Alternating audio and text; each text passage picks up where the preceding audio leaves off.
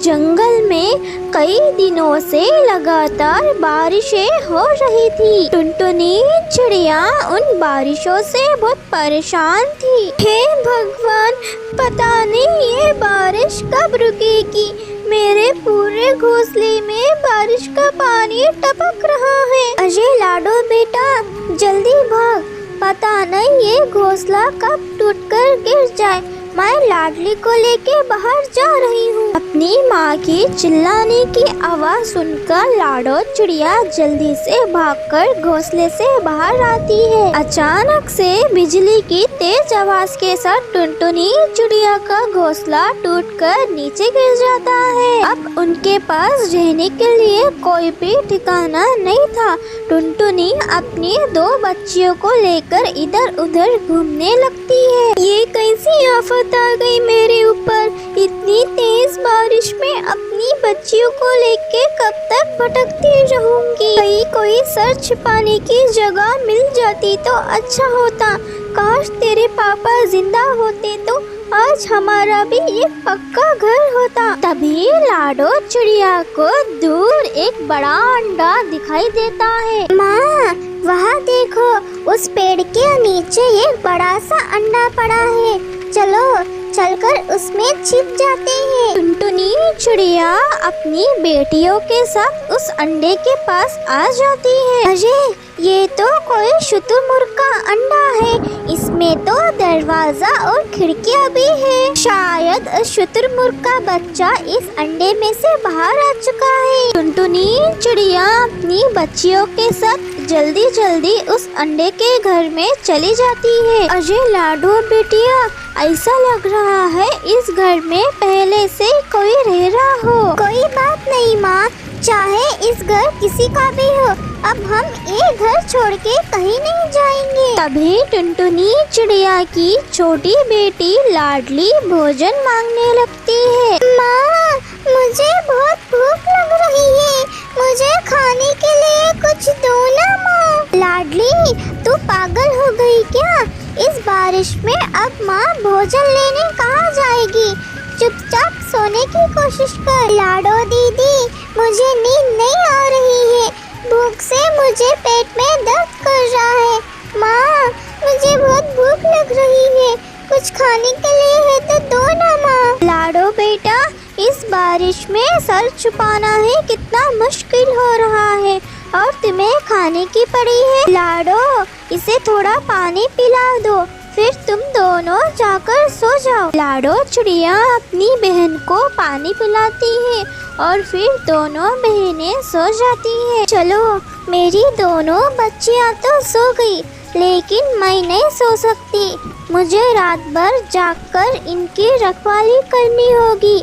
बारिश में कहीं कोई जहरीला जीव जंतु इस अंडे के अंदर ना आ जाए। रात भर टुनटुनी चिड़िया जागकर अपनी 2 बेटियों की रखवाली करती है। सुबह हो जाती है। टुनटुनी चिड़िया को उस अंडे में रहने वाले कालू कौवे की आवाजें सुनाई देती है। कौन है रे इस घर के अंदर?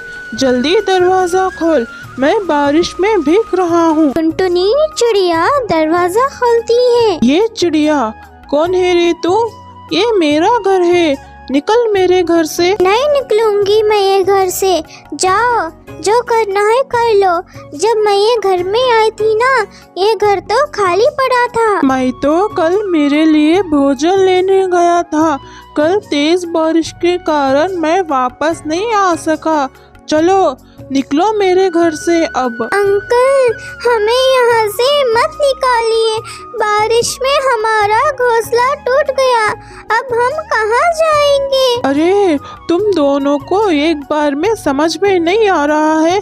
मैं कह रहा हूँ ना, ये घर मेरा है, यहाँ मैं किसी को नहीं रहने दूंगा। कालू भैया, हमें इस घर से मत निकालिए। हमारा घोंसला टूट गया है और इस जंगल में हमारा कोई भी नहीं है। मैं मेरी बच्चियों को लेके कहाँ जाऊंगी? कृपा करें। बहना, तुम्हें कहीं जाने की जरूरत नहीं है। तुम्हारा भाई इतना निर्दयी नहीं जो तुम सबको घर से बाहर निकाल दे। अब से हम सब साथ साथ रहेंगे। ये लो, मैं कुछ भोजन लेकर आया हूँ, खुद भी खा लो और अपनी बेटियों को भी खिला दो। वो कालू कौवा टुनटुनी को अपनी बहन बना लेता है और फिर सभी उस अंडे के घर में खुशी खुशी से रहने लगते हैं। ये जंगल में बहुत दिनों से बारिशें हो रही थी, जिसके कारण सारे पक्षियों के घर गिर गए थे। उसी जंगल में रहने वाला कालू कौवा और गौरी कौवी का घर भी गिर गया था। वो दोनों एक छोटे से घोंसले में बारिश में भीगते हुए बैठे थे। कालू, इस तरीके से हम कब तक बैठे रहेंगे? अगर ऐसे ही चलता रहेगा तो हम बारिश में भीगते ही मर जाएंगे। ऊपर से ये बारिश पहले से अभी बहुत ज़्यादा तेज़ हो रही है। अब हम क्या करेंगे? कहीं और रहने का ठिकाना ढूंढो। हाँ गौरी कौवी, तुम सही कह रही हो। और कुछ दिन हम यही बैठे रहे तो हम इस बारिश के कारण ही मर जाएंगे। हम ऐसा करते हैं, हम रानू चिड़िया के घर जाते हैं।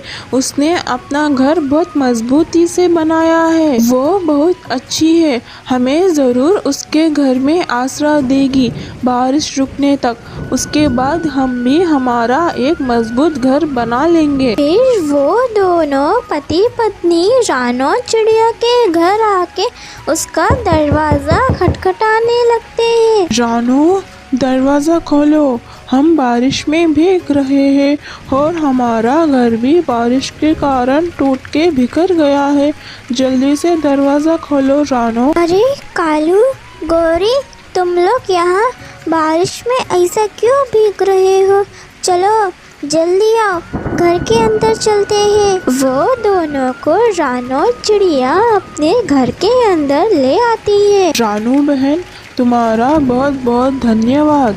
हम इतने दिनों से बारिश में बहुत भीग रहे थे और हमारा घर भी बारिश के कारण टूट के बिखर गया है। कोई बात नहीं कालू, मैंने बारिश के लिए ही मेरा घर इतना मजबूत बना लिया है। इस बुरे समय में पक्षियों की मदद करने के लिए मिला तो इससे अच्छी बात क्या होगी मेरे लिए। वो तीनों बातें कर ही रही होती है, फिर से दरवाज़ा खटखटाने की आवाज़ आती है। रानू के घर के बाहर कबूतर और हरी तोती थे, जिनके घर भी बारिश के कारण टूट के बारिश में बह गए थे। रानू बहन, जल्दी दरवाज़ा खोलो। इस पूरे जंगल में बस तुम्हारा ये घर ही ठीक है। हमारा सबका घर बारिश के कारण बह चुका है। ये आवाज़ें सुन के वो कालू कौवा रानू चिड़िया से कहता है, रानू चिड़िया, तुम कबूतर और हरी तोती को घर में आने मत दो, क्योंकि तुम्हारे घर में पहले से जगह बहुत कम है। अब वो दोनों को घर में आने दिया तो हमको मुश्किल हो जाएगी, घर भी टूट सकता है। कालू, भले ही मेरा घर छोटा है, लेकिन मेरा दिल बहुत बड़ा है। मैं सब पक्षियों की मदद करना चाहती हूँ। मैं किसी भी पक्षी को तकलीफ में नहीं देख सकती।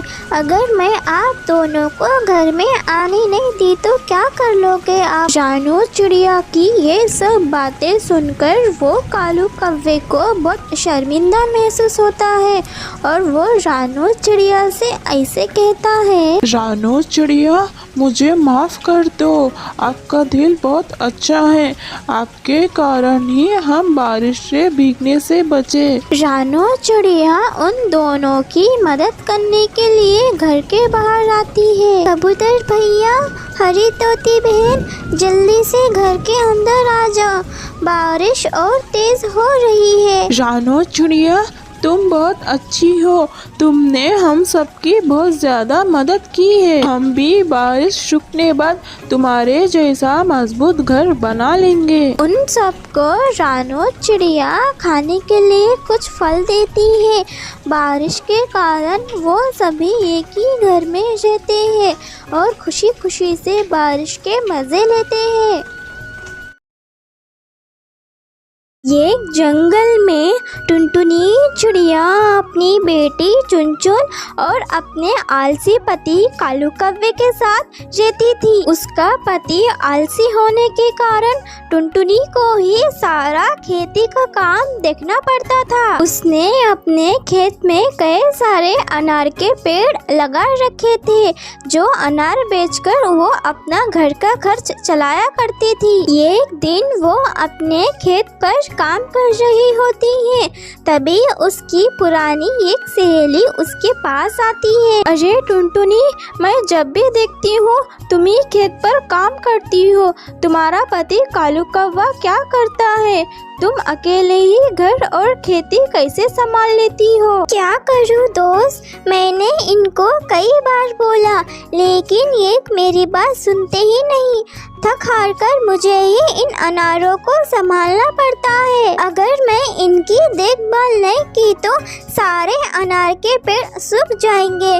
वैसे भी मेरा पति कुछ काम भी नहीं करता। अगर ये पेड़ भी सूख गए तो मैं घर का खर्चा कैसे चलाऊंगी? तेरी बात सही है टुनटुनी, लेकिन तू इस तरह कालू कौवे को छोड़ देगी तो वो और ज्यादा आलसी हो जाएगा और तुम पर बोझ बन जाएगा। मुझे कुछ भी समझ नहीं आ रहा, मैं कैसे कालू कौवे को समझाऊं, कैसे उनको काम पे लगाऊं? इस तरह कई महीने बीत जाते हैं। एक दिन टुनटुनी चिड़िया की तबीयत बहुत खराब हो जाती है। वो अपने आलसी पति को जगाते हुए ऐसे कहती है कि कालू जी सुनिए, जल्दी उठिए, दोपहर होने वाली है। रात भर तो सोए रहे थे ना आप, और कितना सोओगे? जाओ, जाकर अनार के पेड़ों पर पानी डाल दो। अगर पानी नहीं दिया तो सारे पेड़ सूख जाएंगे। अगर सारे पेड़ सूख गए तो घर का खर्चा कैसे चलेगा? टुनटुनी, मैंने तुझे कितनी बार समझाया है, मुझे नींद से मत जगाया कर। अच्छा भला सो रहा था, रोज तो तुम ही पानी डालती थी ना, आज मेरी जरूरत कैसे पड़ गई? जाकर तू ही जाके कर ले, मुझे नींद से जगाया मत कर। पापा, माँ की तबीयत खराब है, 2 दिनों से माँ के पेट में दर्द है। तू चुप हो चुनचुन बेटा, आज मैं देखती हूँ तेरे पापा खेत पर कैसे नहीं जाते। कालू जी, अगर आप खेत पर नहीं गए तो मैं चुनचुन को लेकर मायके चली जाऊंगी। अगर तू कहती है तो मैं कल से खेत पर चला जाऊंगा। इतना कहकर वो कालू कौवा फिर से सो जाता है। अगले दिन भी वो खेत पर नहीं जाता है। फिर टुनटुनी अगले दिन अपनी बेटी चुनचुन को लेके मायके चली जाती है। शाम तक कालू कौवे को जब टुनटुनी और उसकी बेटी दिखाई नहीं देती तो वो अपने आप से कहता है, लगता है टुनटुनी मुझे छोड़कर चली गई है।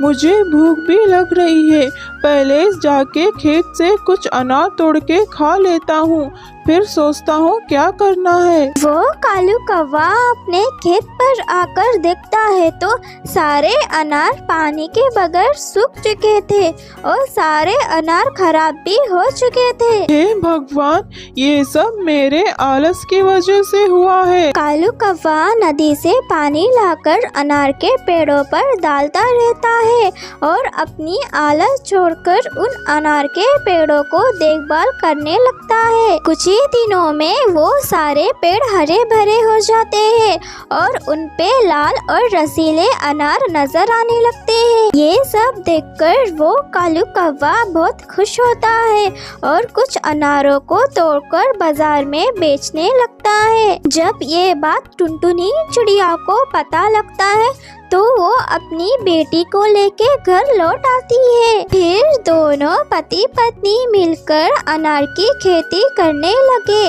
और अपनी नन्ही सी बेटी के साथ खुशी खुशी से रहने लगे।